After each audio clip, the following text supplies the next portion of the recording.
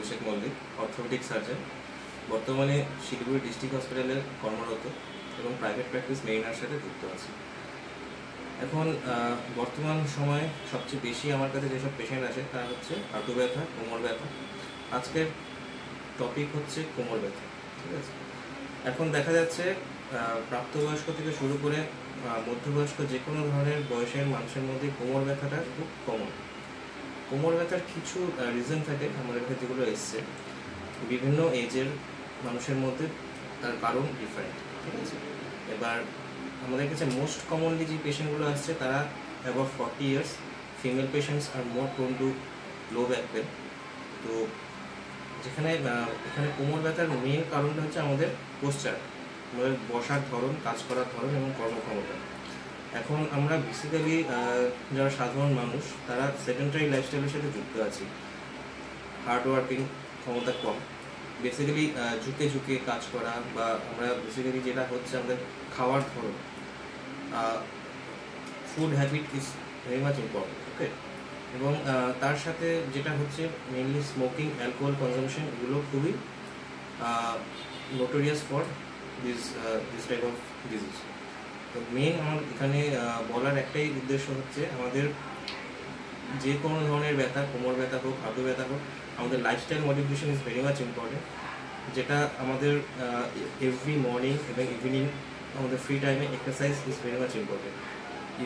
যে কোনো ধরনের স্ট্রেচিং এক্সারসাইজ, মর্নিং ওয়াক, এগুলো করলে যেটা আমাদের হবে, আমাদের ক্যালসিয়াম অ্যাবজর্পশন খুব ইজিলি হবে। এবং Sunlight is very much important, যার থেকে আমাদের ভিটামিন ডি শরীরে খুব তাড়াতাড়ি পৌঁছাবে। তো এটা হলো আমাদের মেন যেটা বলার এখানে। আমাদের কোমর ব্যথার জন্য আমাদেরকে মেন যেটা চেঞ্জ করতে হবে, আমাদের পোস্চার চেঞ্জ করতে হবে, রেগুলার বেসিস এক্সারসাইজ করতে হবে, পারলে মর্নিং ওয়াক করতে হবে। এবং যদি এগুলোতেও যদি না কমে তাহলে আপনার নিকটবর্তী ডাক্তারের সাথে কনসাল্ট করুন।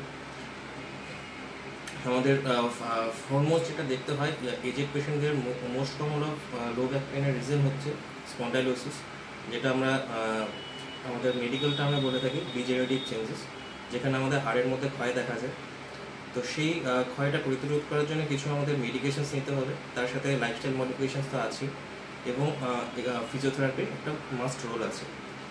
তার সাথে ক্যালসিয়াম এবং ভিটামিন ডির ইনটেক যাতে অ্যাডিকুয়েট হয় সেটাও আমাদেরকে দেখতে হবে। তাছাড়া আরও কিছু রিজনস আছে, যেমন থাইরয়েড, কোলেস্টেরল, এগুলোর আমাদের নর্মালাইজ আনতে হবে।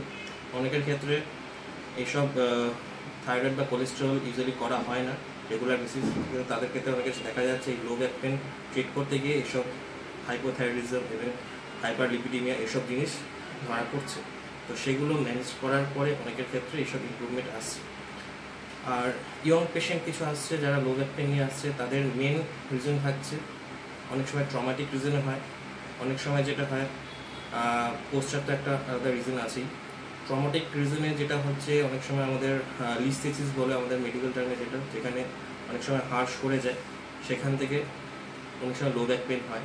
এরকম ধরনের যদি আপনাদের low back pain around the age of 30 years এরকম ইয়ং অ্যাক্টিভ মেল পেশেন্টদের মধ্যে যদি দেখা যায়, তাহলে সেক্ষেত্রে নিকটবর্তী হাসপাতালে নিকটবর্তী ডাক্তারের সাথে যোগাযোগ করুন, সেক্ষেত্রে প্রপার ইনভেস্টিগেশনস করুন। কারণ এই ইয়ং এজেড মেল পেশেন্ট বা ফিমেল পেশেন্ট যারা অ্যাক্টিভ পেশেন্ট আছে, তাদের যদি লো ব্যাক পেন ঠিক সময়ে ট্রিটমেন্ট না করা হয়, it may lead to further damage to the lower limbs, okay.